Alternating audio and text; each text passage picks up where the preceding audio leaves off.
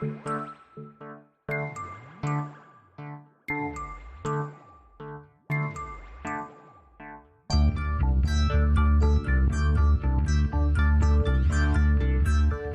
is Continuum Drag, a weekly podcast where we revisit sci-fi, fantasy, and just plain weird shows. This week, Threshold, episodes 3 and 4. Whatever he's on makes PCP look like baby aspirin. Do we know where he went? He was found in a storeroom with his head imploded. The bystander that called 911, she said his face was deformed. Deformed how? She didn't say. But watch this on slow speed. The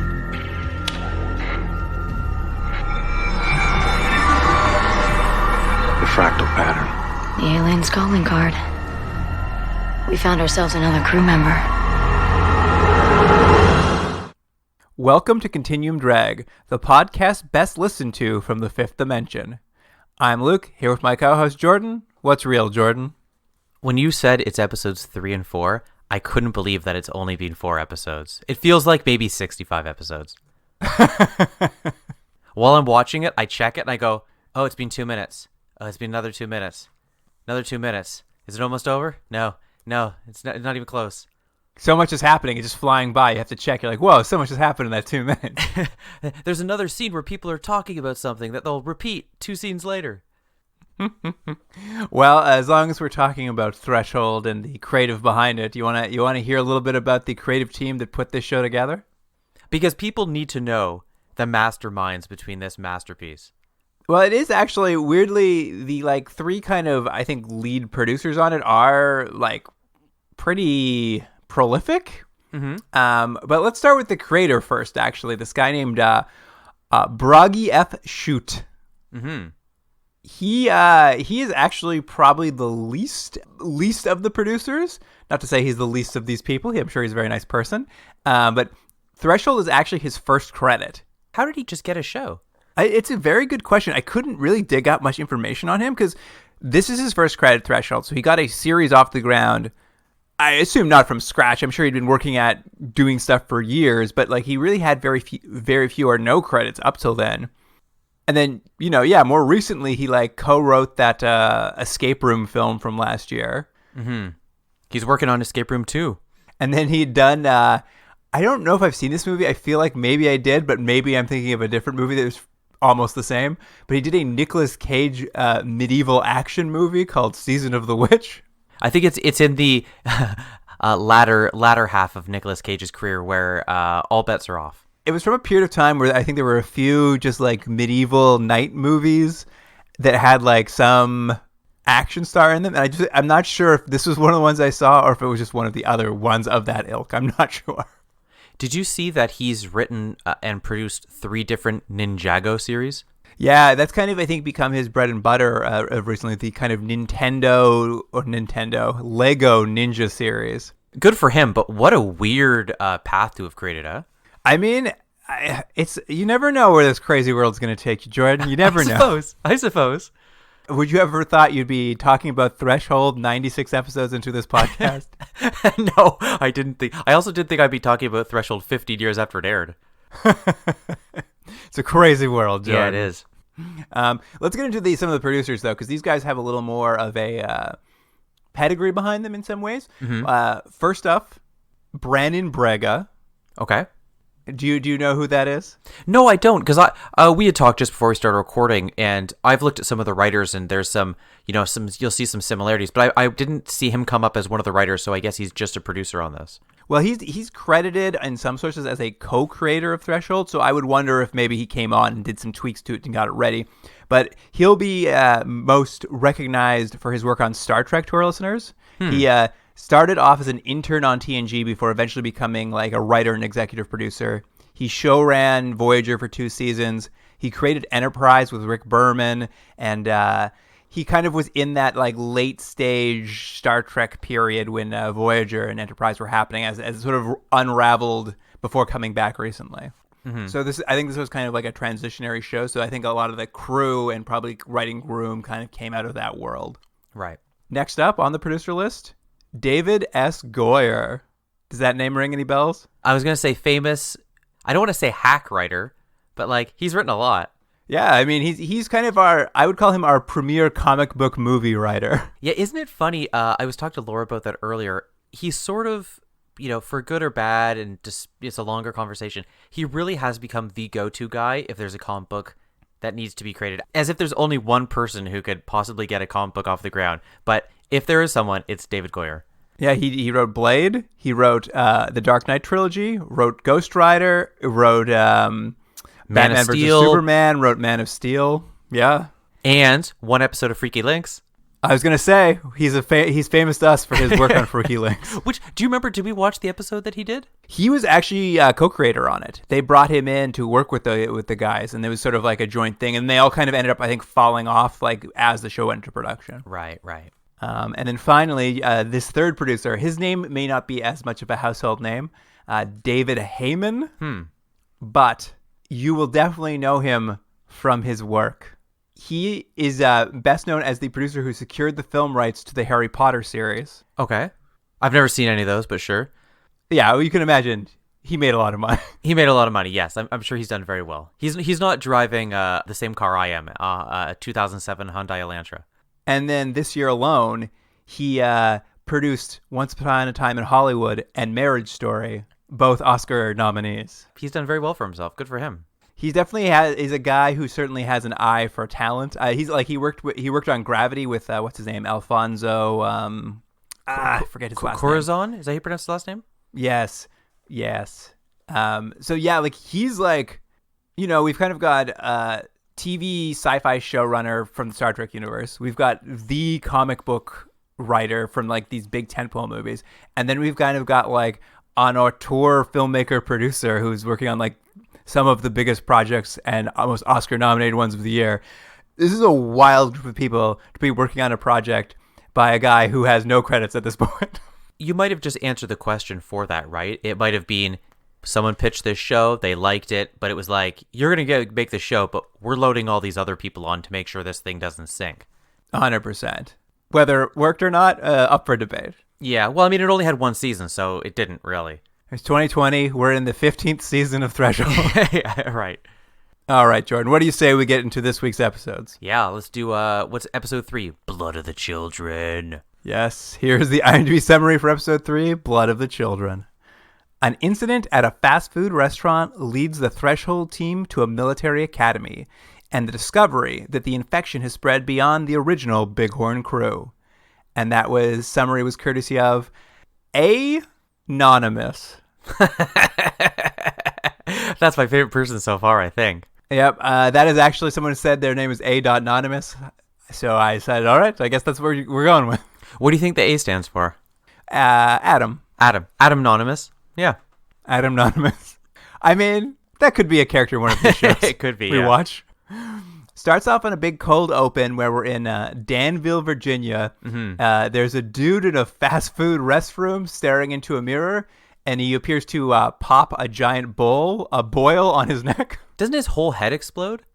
Yeah, ultimately that's kind of what we learn is like, I mean, I guess you kind of see it, but like all I really saw was some dude looking in a mirror, writhing around in pain, and then just like this huge splash of like goo hits the mirror. Yeah, that's all they give you for that. They're like, all right, guys, you've been teased enough. Let's get back to the show. Let's slow things down a little bit.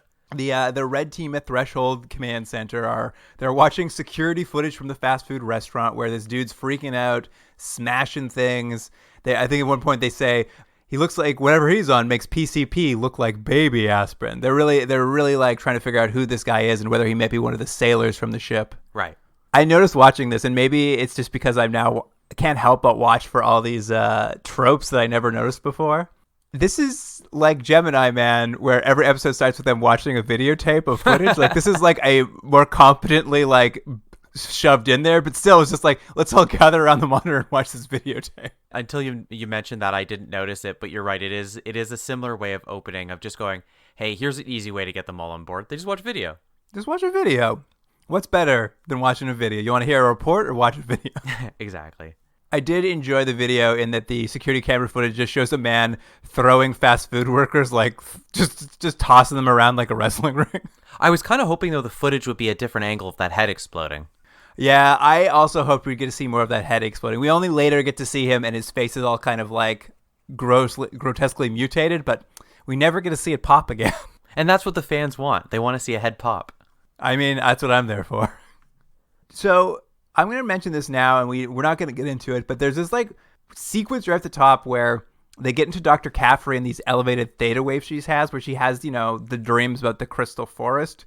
But this time she like dreams about a kid in a hoodie and a plastic mask helping her open a door. Mm-hmm. And it becomes this thing where they come up with some theory that like maybe the alien infected aren't coming to visit them, but they're being forced into their dreams or something. Yeah. There's some weird Freddy Krueger logic going on that I couldn't quite wrap my head around, and they never really got into. They kind of like said something, and I'm like, but they never committed to what was true. And I was like, what are you trying to tell me about these dreams? I'm not sure if it's that they're just evolving their original idea of how dreams are connected, or if they're just sort of retconning it as they go. But you're right. There's this connection they want to have between the aliens, this biological modification they're doing to people, and dreams.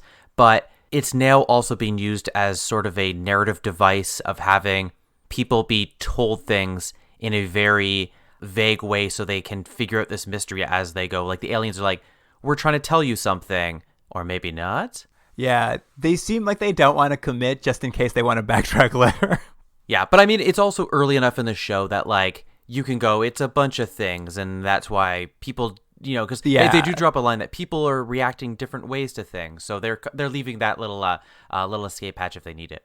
It is true, though. It does lead to a bizarre scene where Dr. Caffrey wakes up from this scary dream she's having with this boy in the plastic mask, and now she happens to wake up in the car outside the fast food restaurant they were headed to, and she's there with Dr. Fenway, and she tells him all about the dream she's had.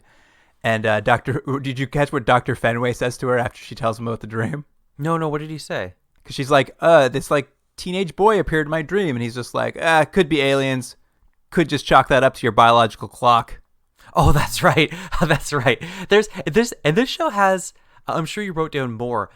Every few scenes, someone drops a weird line in like that, and I'm not sure how I'm supposed to take it. Is it supposed to be funny? Is it supposed to be kind of subversive? Is it supposed to be edgy? I'm not sure, but there's a few of those that are kind of dropped in, and it feels like they're placed in after the fact. It's so weird too, because obviously we're looking back at this 15 years later, but I'm just like, this is your boss, who's the only woman around, and you guys constantly talk down to her, like, very, very genderedly. It's always so weird. We should start keeping a list. We've had someone mention to her that she's just it's her biological clock ticking, and also someone has already smelt her underwear. Yeah, I'm like, you should just fire. You're the boss. Fire these people. They're monsters. But they're on their way, as you mentioned, to this. Was it a diner or a coffee shop? Oh, you didn't catch the name of the fast food restaurant where this all happened? No, what was it? It's Jack's Chili Factory and sandwiches. I didn't do that. That almost gets the show a point just for that. Would you go to a place called Jack's Chili Factory and sandwiches? In normal life, no. But if I was on vacation and I saw that, I'd say pull the car over immediately. We got to try that chili. All right. Then I think that's a good sign for it. Yeah. Anyway, at the fast food restaurant, they get to check out this body. They discover it's kind of not one of the sailors. So it's not one of these guys they've been hunting. It turns out it's a janitor from a local military academy. His name's Jerry. Jerry the janitor. Yeah. I had a good laugh at his crazy deformed face, and essentially they're like, all right, we got to go to this academy and see why this guy, mutated. Can I mention one thing real quick though? My favorite thing of the show, and it has nothing to do with the episode, is they go into this essentially crime scene to see where this guy's attacked people and there's blood and blah, blah, blah. And they go in and they talk to some people and they leave. And I don't know if you've noticed, when they leave, Caffrey has a coffee. So she went in. I just love that they went into a crime scene to talk about like this violent incident, and she stopped and got a coffee on the way out. I love it. That's my favorite thing in the show so far. I'll say this too. Kavanaugh, when he shows up the first time in the episode, he still has a black eye from getting the shit kicked out of him twice in 2 episodes. And I don't know why that tickled me. I don't like that character so much. I just want him to look like he's been like beat up every time. I don't know if it's just because you've told me so many times, but I also now hate him so much just because he is the most bland, boring character a team could ever have. And he also, I think you mentioned previously, there's no reason for him 90% of the time. Oh, he's absolutely doing nothing. There are scenes, and this is taking us off topic, but there's scenes later on where all he really should be doing is standing outside a door, protecting the real people in the team on the inside. But he's like joining in conversation and stuff. I'd be like, hey, military boy, take your little earpiece and just get out of here. You're not adding anything to this conversation. Yeah. Anyway. They're going to go to this. So they're going to go to this military academy. And as they're about to leave for it, here's what Kavanaugh does. He goes to Dr. Caffrey and she's is like, well, here's your cover identity for your investigation of the military academy. You're now a federal marshal. Yeah. And I was like, why do you need... I couldn't understand why they needed cover identities. Well, I actually think this is going to be a thing we're going to see in every episode. I have a feeling that they are going to pretend to be a different agency of some sort every time, depending on what they need. But you're right. Like, I think it's supposed to be like, this government agency is so secretive and so powerful, they can do anything they want.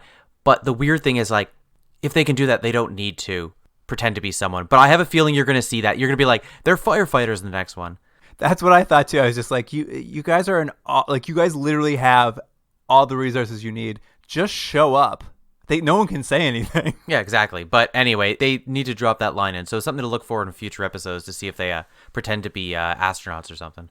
That's true. So they head off to the Wayland Military Academy, which is conveniently having a leave weekend, so there are only 32 people present on campus. And they begin to do like interviews with the kids and test their blood. And like all the kids are kind of between 10 and 16 years old. Mm-hmm. But before we get too much into the academy, I want to jump back to Threshold Command because they're going to give JT, Ramsey, and Lucas their own little B plot. Yeah, and what a B plot it is. They're basically tasked with just like, if the janitor wasn't a sailor, how does someone get infected by the signal if they weren't on the ship? Didn't it feel like, though, this was a writer who didn't know what to do with all of the characters? I mean, I was also just like, yeah, like they're clearly like going to parse aside 3 of them because they don't know what to do with them. But I was also just kind of like, those first 2 episodes are basically an extended pilot. So you're on episode 3, arguably episode 2, maybe.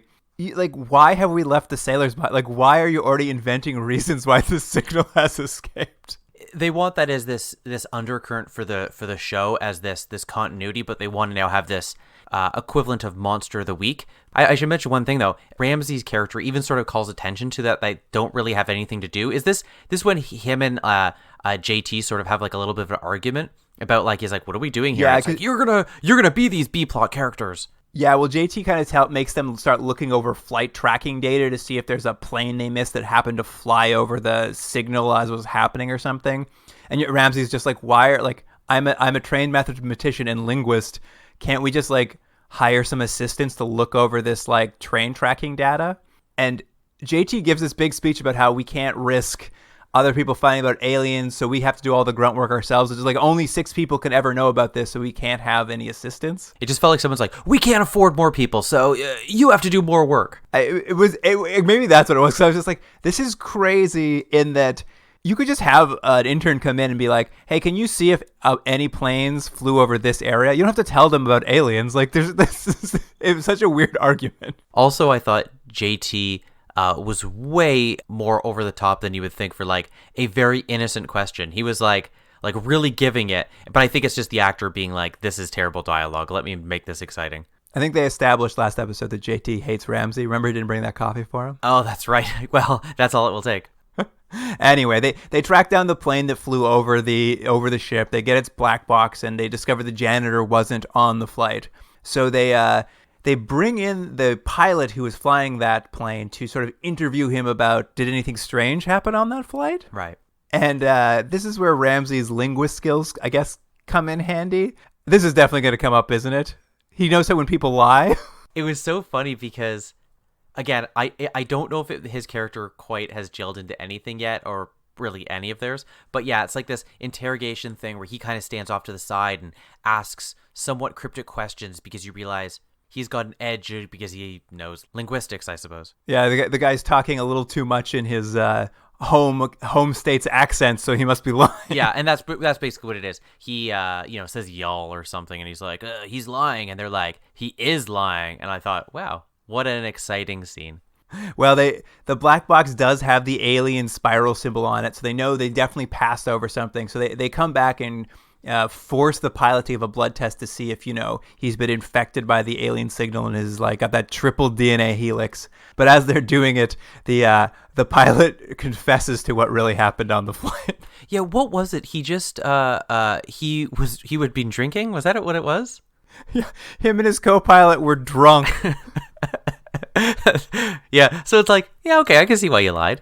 Well, and he's like begging them as they're giving the blood test. He's just like, I only have 3 years left till retirement. And JT's just like, not anymore. That's that.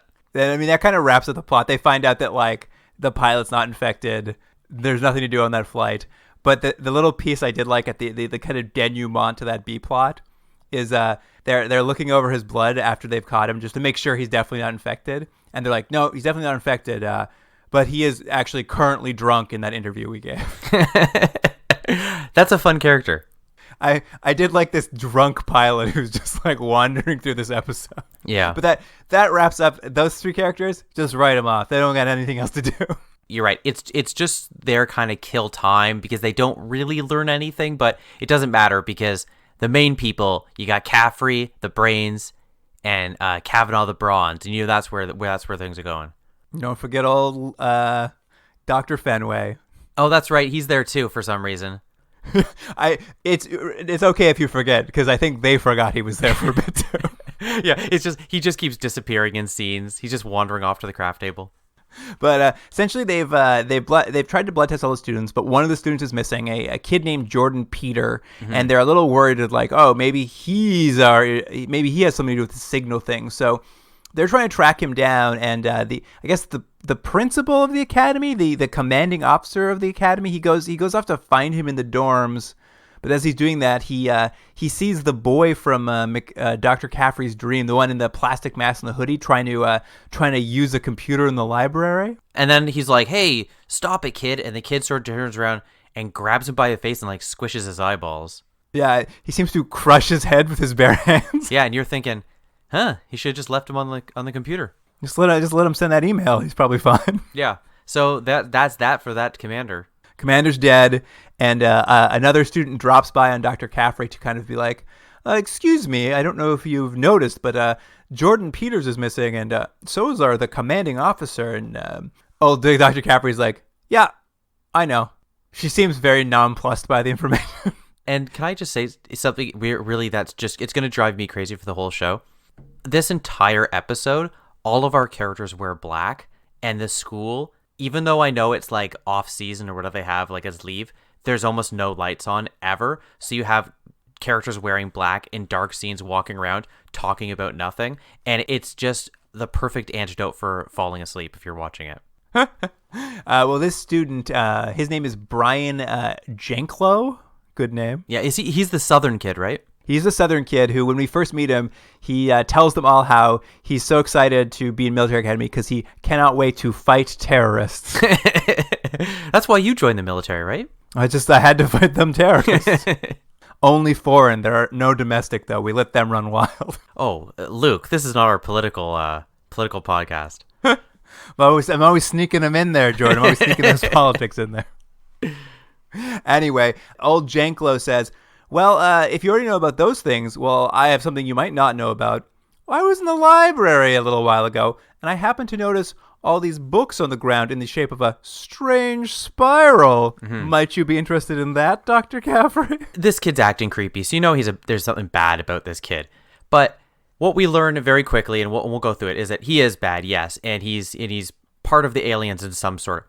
But like, do the aliens know that they're investigating the aliens and that they've already discovered that the pattern has something to do with said aliens? I have no idea. Do you know what I mean? Because in this scene, it seems like they do. They go, oh, we know that they're researching us and they know there's something special about this pattern. So I'm going to use that as a trick to get her in, as a trap. I am not sure. I know what you're saying. I don't think they've clarified, like, is there a hive mind? Are these all just like individual free agents? That certainly has not been clarified. Yeah. But certainly this is a trap Janklo's setting up, because they go to the library and she's like, where'd you see the books?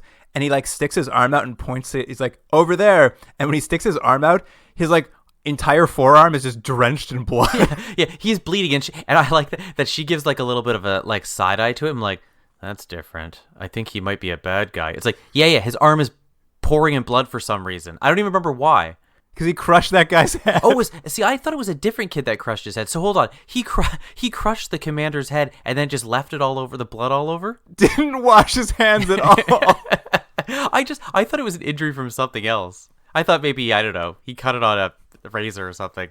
I thought it was very funny because obviously we know pretty quickly, like, this Janklo kid seems a little suspicious. They don't spend any time building any mystery there. Like, he just sticks out his arm. It's just drenched in blood. Yeah. But because obviously Dr. Caffrey's just like, that's weird, that's a lot of blood, she proceeds to pick up a very large book and hit him in the head with it. Yeah, she clocks him and runs into the library, like down the hallway. And then she sees like just a bunch of scary zombie students all sort of standing there. I wrote it down as she bumps into the Children of the Corn. Right, Children of the Corn. That's what it kind of looks like. They're all like possessed or weird or something. And then I believe she runs back into the library, pushes an entire bookshelf on top of Janklo as she runs by. Yeah, he's having a bad day. One, he gets his hands all bloody, crushing that guy's skull. Then he gets bonked with a big book. Then she pushes a whole bookcase on top of him. For not really knowing what's going on, she has no problem hurting children very quickly. She also is so far a character that is constantly having people attack her and then having to find ways out. Like, of all the other characters in the show, none of the other ones have been really chased. Well, that's not entirely true. What's his name was pulled out of a car one time. No, that's true. But no, you're right. No one's really menaced like she is. She's always being menaced. But she is here able to get away, run down a hallway, and she locks herself in some sort of map room, right? Yeah, she gets into the basement and hides in the classic map room. Yeah. This is where she bumps into Jordan Peters, the kid they originally thought might be infected. I like that she sees this kid. Like, we're talking like a 14-year-old, 15-year-old maybe. As soon as she sees him, she pulls her gun and jams it in his face. That's another thing they do in this show. Everyone is so trigger happy, they constantly pull their gun out at the smallest provocation. That gun's ready to go. The number of like under 16-year-old kids who a gun was like pointed at in this episode made me laugh I've never seen a show so wildly point guns at children before. And have children using guns. That's true, and have children using guns. But what it turns out is Jordan Peters has been hiding in the map room because he wanted to skip the blood test because he didn't want to be caught for quote unquote dusting. Yeah, he was taking aerosol cans of some sort and huffing them, right? That was the point, right? Yeah, those computer dusters you spray in, he's been huffing them to get high. Now, what did you think of that? Do you think that holds together for his plot? The reason he wasn't there was he was high and he thought that was going to get him kicked out of school? Sure, why not? He didn't want his blood tested, didn't want to get caught and get in trouble. Anyways. You wouldn't have done that? You would have turned yourself in? Well, I wouldn't have been Dustin. I was a good kid. At any rate, they're kind of like, clear this kid because obviously he's just been hiding for using drugs? ? And like Kavanaugh and a SWAT team bust into the room to like save her. Yeah, like it was just weird. Kavanaugh just shows up for no reason out of nowhere when this sort of situation has resolved. Every time we sort of see him, he's either having a conversation with Caffrey or he's leading a team. But I never know where that team is in the other times. Like he'll sort of just appear in scenes and he's got these 10 other guys. I'm like, where were they 5 seconds ago? I know he always has a huge team of people who are always right behind him for some reason. Anyways, yeah, they're there to point guns at the kid, and they find out the kid lied. Yeah, and basically it's been this Janklo kid all along, and he's been basically trying to use the library computers because they're the only ones with internet because he wants to send a mysterious mass email. Mm-hmm. And they basically get a call from Lucas, who I guess they were interrogating that pilot. They cross-referenced the plane's passenger list finally and figured out one of the students at the school was on the plane.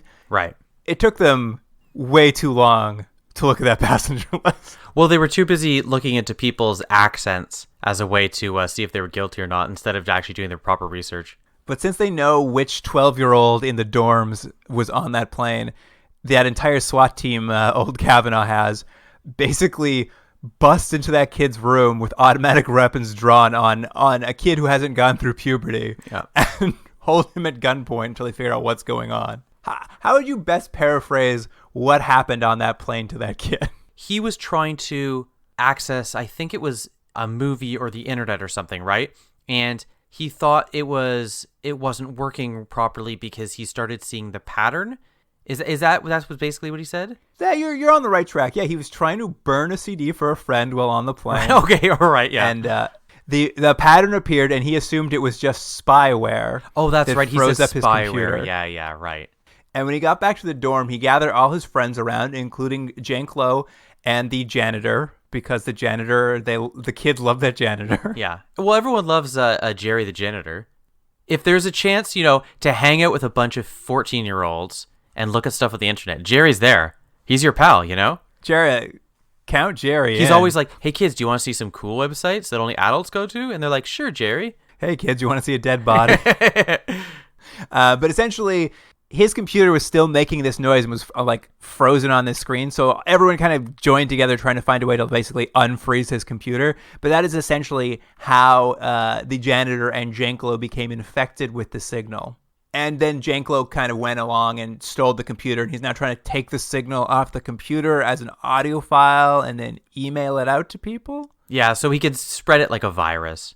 But here's my question for you, because we have now seen Janklo crush a man's head with his bare hands, right? Yeah, and not wash his hands after. Right.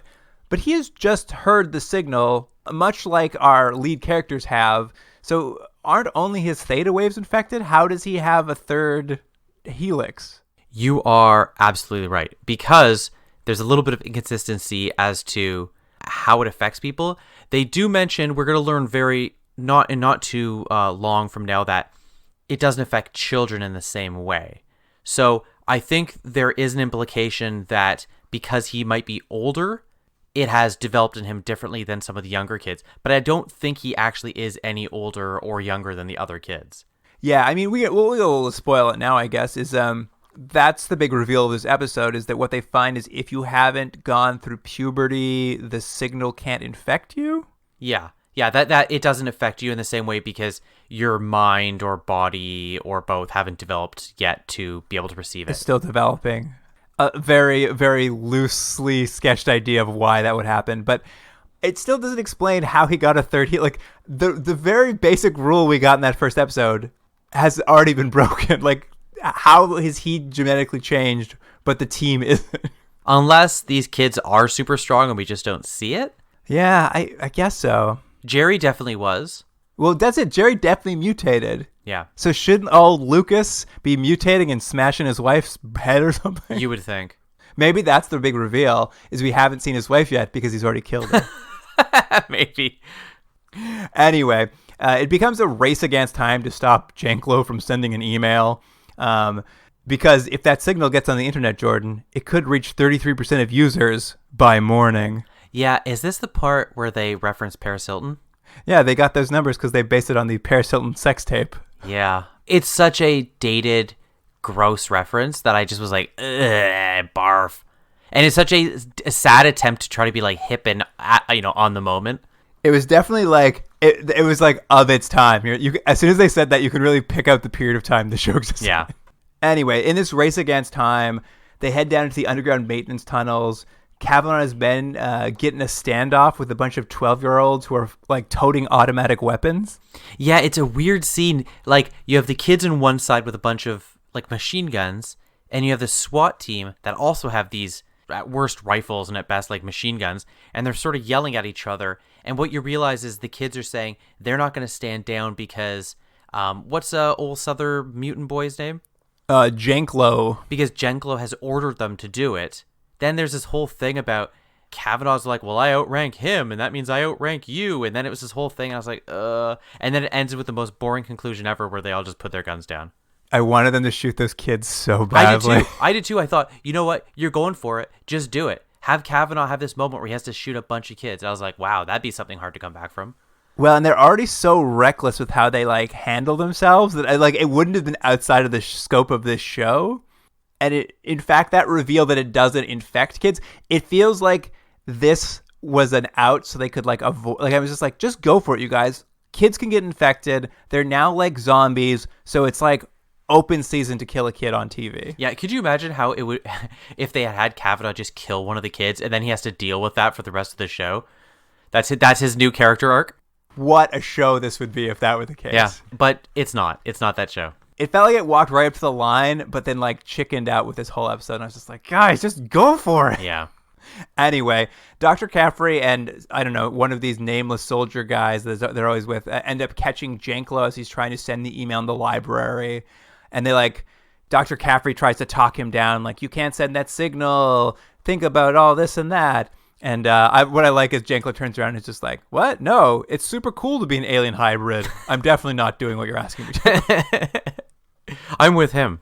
And then at least at that point, someone finally shoots him. So, like, I actually got to at least see one kid get shot. Yeah. Well, that's what you always say on all these shows. You're hoping that kids get shot. Honestly, if more shows had kids getting shot, I'd be into it. But he's not killed. He's just shot and injured. Well, that's not entirely... They give us a bit of a cliffhanger because we see the kid get shot and then we hard smash cut to JT sitting with Janklow's dad, telling this kid or this kid's dad that he's like, your son was killed in a mysterious school fire. Sorry about that. Yeah, but they do show the kid later and he's alive. I know. I mean, that was just, I like this like scene where they hard cut to them lying to some kid's dad about that his son died. What a bad gig that JT has to have. He has to keep finding parents and giving them more and more outlandish reasons as to why their kids are dead. Well, I like also, he was at Threshold headquarters. They flew him into the military academy because nobody else wanted to give the bad news. I know that they couldn't have given that to old Data. He's got nothing to do. Oh yeah, Dr. Fenway was doing nothing. He's doing nothing this whole episode.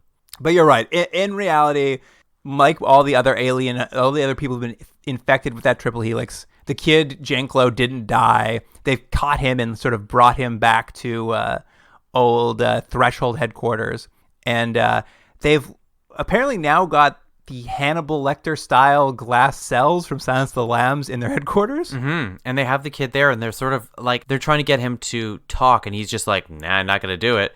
And so they're just like, well, I guess you'll stay in here forever.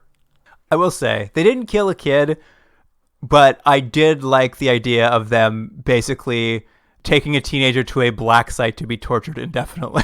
Well, they're starting their rogues gallery. They're going to have a whole bunch of them down there.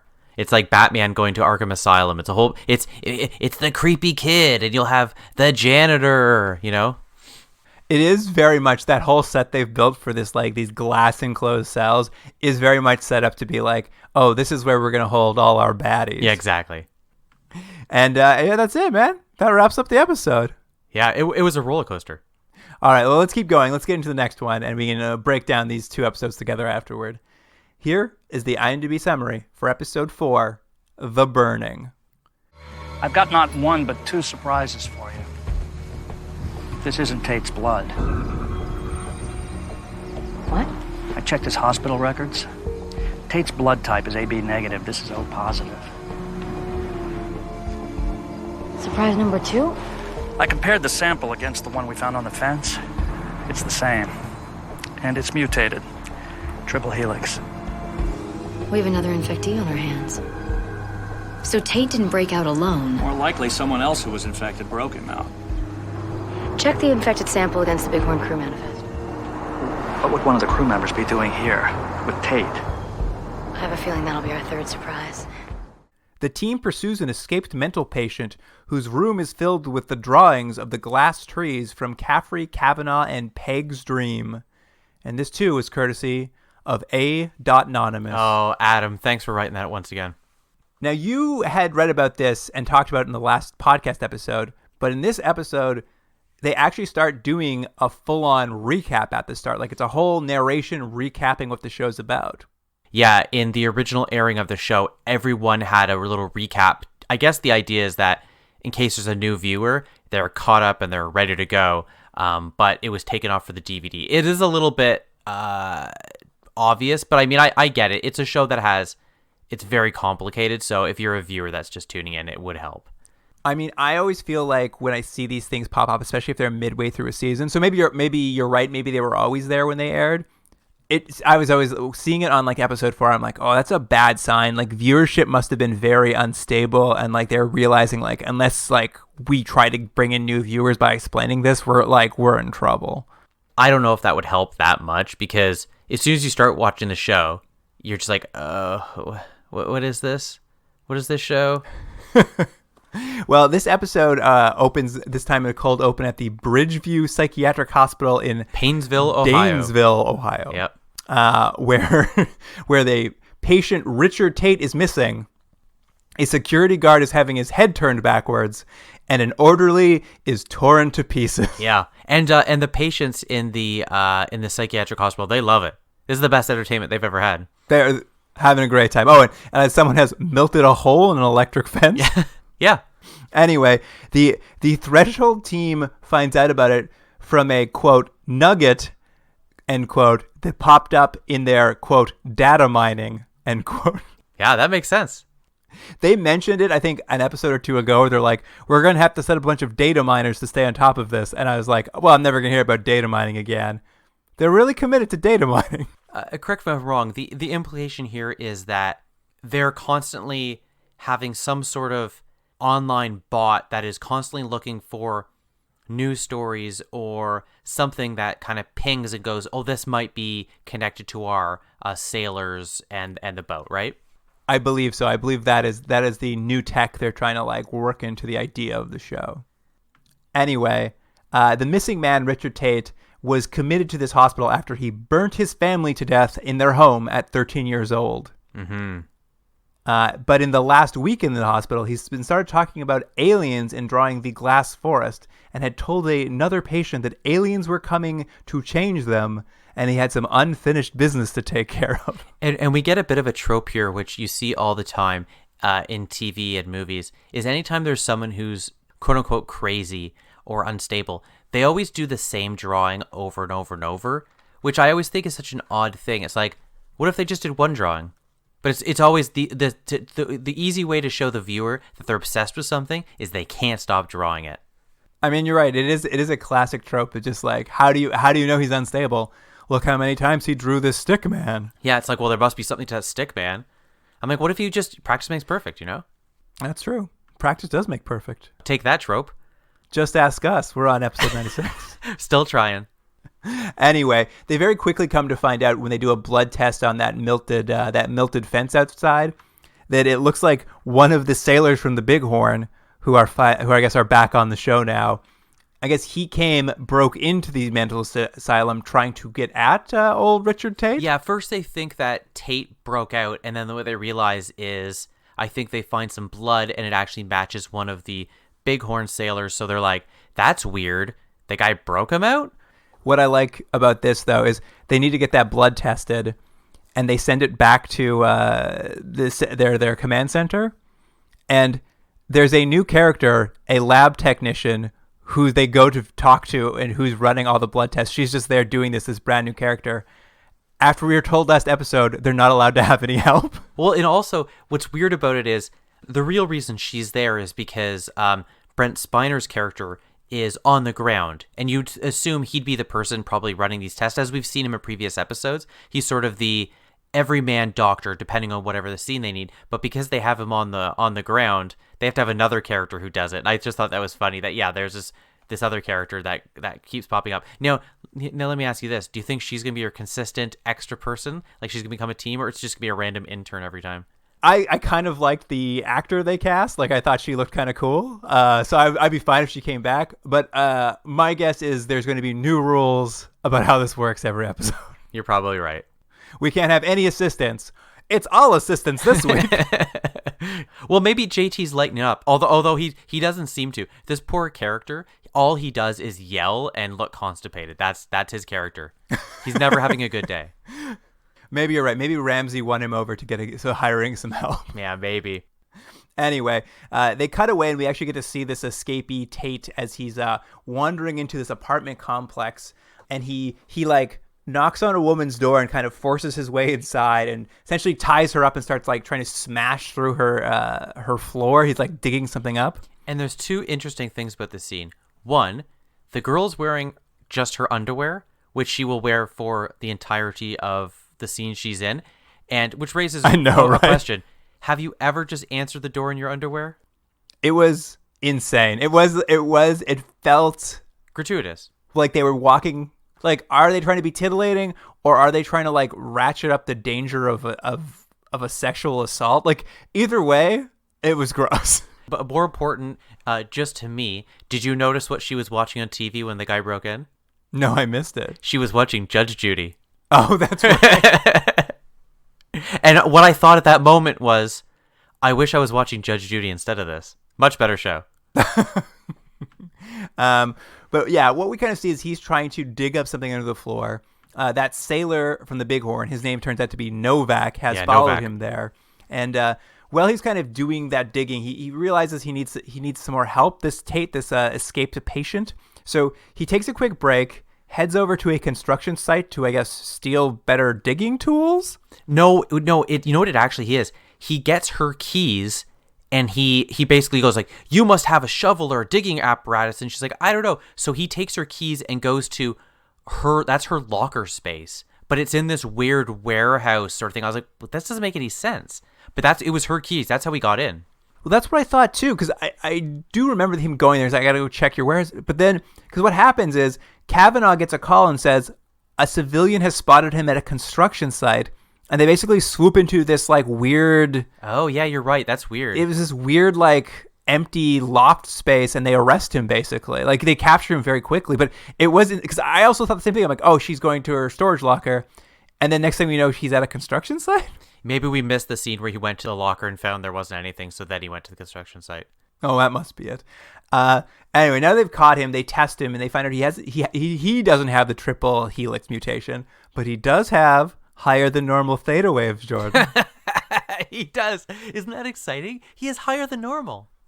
So the team starts investigating the death of his family in that burning house, and what they kind of dig into is they discover like the dad died in the fire, the mom had killed herself before the fire, and that the dad had killed his brother Yeah.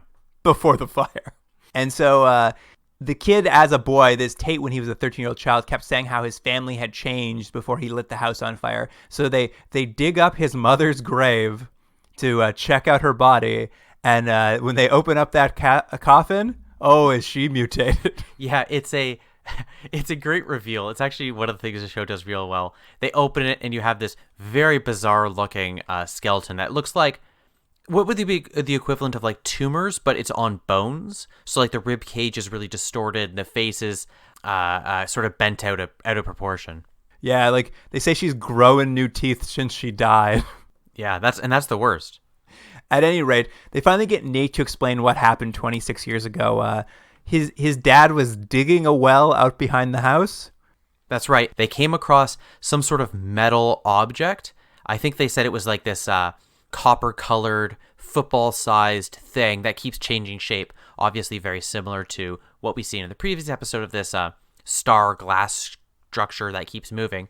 They don't know what it is, so they bring it into the house because they're going to bring it to, I think, the uncle's house to test on it. But in the meantime, it infects everyone and they all kind of go crazy.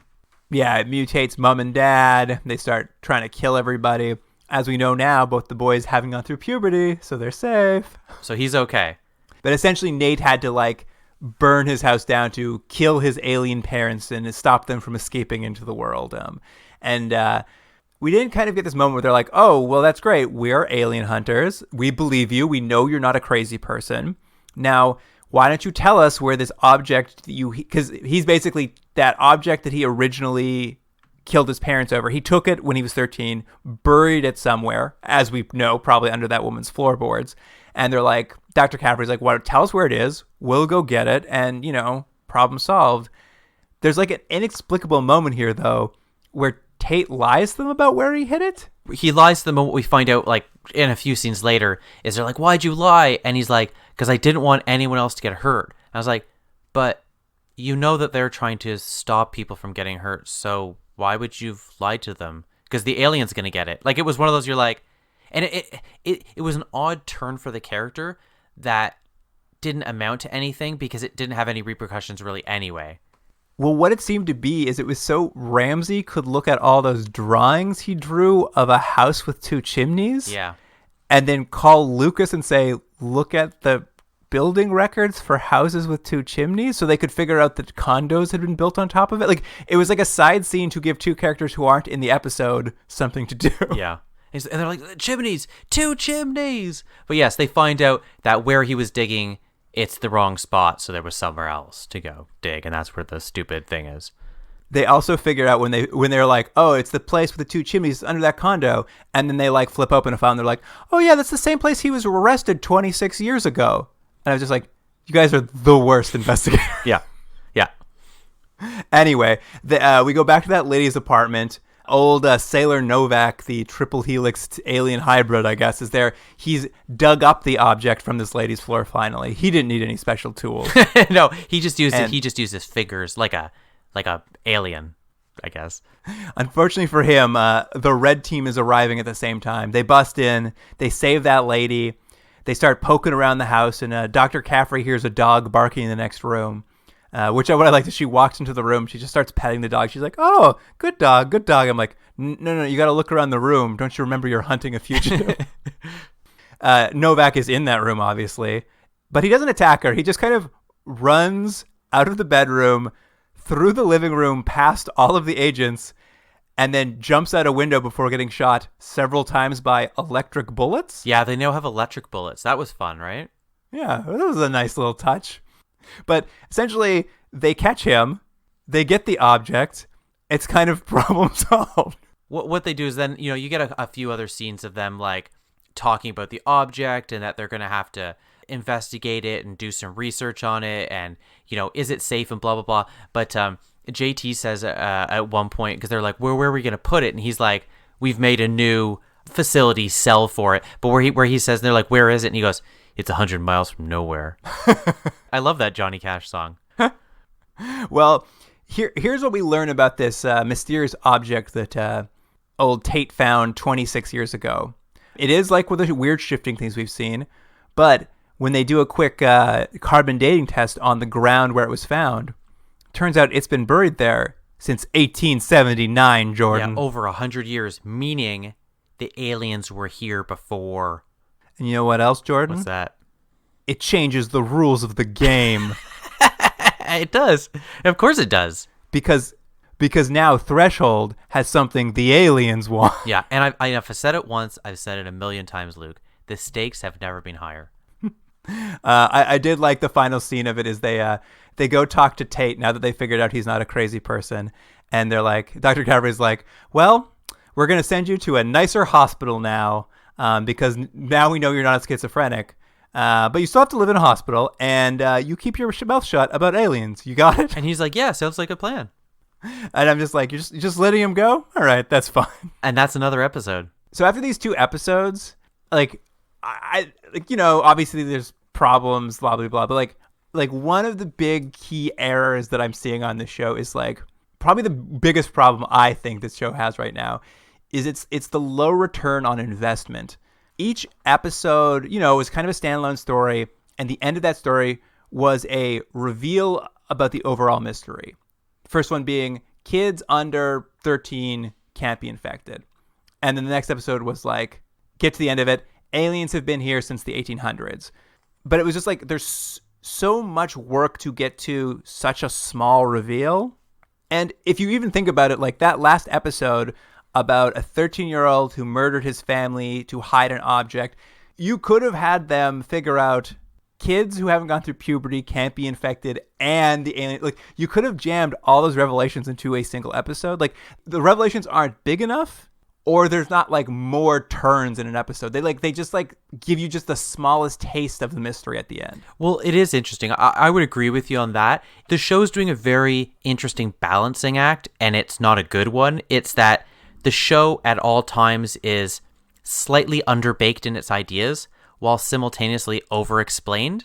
So you get this weird mesh of the two, and the viewer's just sort of left either, I think, feeling confused or bored. And it's kind of a shame because I think I said it in the previous episode, there's some interesting ideas here. They're just not fleshed out at all in any sort of interesting way. I wonder if they don't know more of where they're going with it, but they just seem afraid. Like, they're like, oh, we got to make sure this lasts 8 seasons. Yeah, you might be so right. So they're like hiding so much of it from us. Like, I'm just like, no, just pound us with, like, if you've got all this cool mythology, just hit us with it. That was a complaint both of us had when watching a show that came on after this, which was Inhumans. And, the show was so desperate to hold back everything that was cool and interesting until the second season. But the problem is you're still making people watch this show. And this is not quite the same, but there is that same tendency to hold back information because they want to create this mythology. But I don't think they're giving the viewer enough to hold on to. Yeah, I think it's kind of trapped between like that kind of golden age serialization where it's fine, you just like pile on the plot, and then Monster of the Week X-Files stuff. Like they seem to want to have standalone episodes, but then give you a taste of like the serialized bit, but you only ever get it in that last 5 minutes. Yeah, it's just not like they're living between two worlds and it's not working for them. Also, in terms of a structure, I've noticed that every episode so far, all of the action is contained in the last 10 minutes, and then there's a resolve in the last 5 minutes. So you almost don't need the first 50 minutes because the buildup is very little. So it's and you could just really watch the last 10 minutes of the episode and really get caught up and go, that's all I need. That is true. That's a lot like Almost Human. Remember how that show ended almost always with a gunfight in the last 10 minutes? Yeah, but you know what? I actually liked it in Almost Human better than I liked it on this. Well, this is definitely not at like Almost Human had a little more polish than this does. I would agree, yeah. All right, what do you want to rate Blood of the Kids? As we talk about it, I think maybe it's not as bad as when I watched it because I really didn't enjoy this. But I'm going to give it the score that I went with before we started talking, which is 4 out of 10. I did not like it. 4 out of 10. I think it's not a great episode at all. Like it's like a really average episode of TV, I think. And I think it's less than average. I think it's pretty. I think I think a 5 is right where this falls for me. Yeah. Like there's some moments I like, some stuff I didn't like. I'm gonna give it a slight edge because I liked how often they pointed guns at kids, which is something I really enjoy. So I'm gonna give it a 5.5. 5.5. Yeah, it was gonna be a 3 for me, except for I like that when she went and got a coffee at the crime scene. So that got a point. All right, and The Burning. I felt the same about both these episodes. They had the same problems, the same things that worked. So I'm going to go with the exact same and give it also a 4 out of 10. I agree. I feel like these were almost identical in their issues and where they didn't work. This one didn't have any guns pointed at kids, so I'm giving it a 5. Giving it a 5. Can we check where we're at right now? I know we're not taking the escape pod yet, but I'd be interested to see where we are right now. We got to be over 5 anyways on this.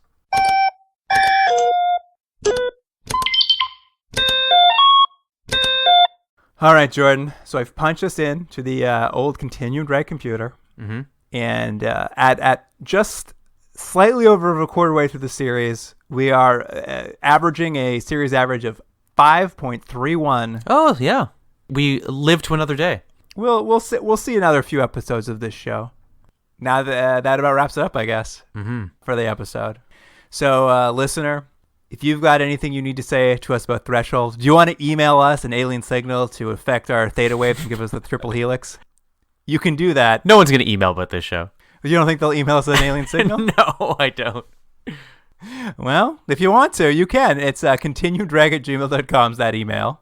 And on Instagram and Twitter, we'll pull some clips from the show. Definitely that dude's popping a zit in the mirror in the fast food restroom. A lot of characters talking. There'll be a lot of GIFs of just characters talking about things intensely. Hopefully a couple kids at gunpoint. Kids at gunpoint, that nice skeleton with weird ribcage. But yeah, you'll find that on Instagram and Twitter @continuumdrag. But other than that, listener, thank you for joining us. That wraps up this episode. And Jordan, I'll see you next week. See you then. Continuum Drag is recorded in Toronto, Ontario. Theme music by James Ruxsiedler. Produced by Jordan Delic and Luke Black. Special thanks to Aaron Yunes, Adam Wheatner, Jeff Hanley, Jane McRae, and Stephen Packard.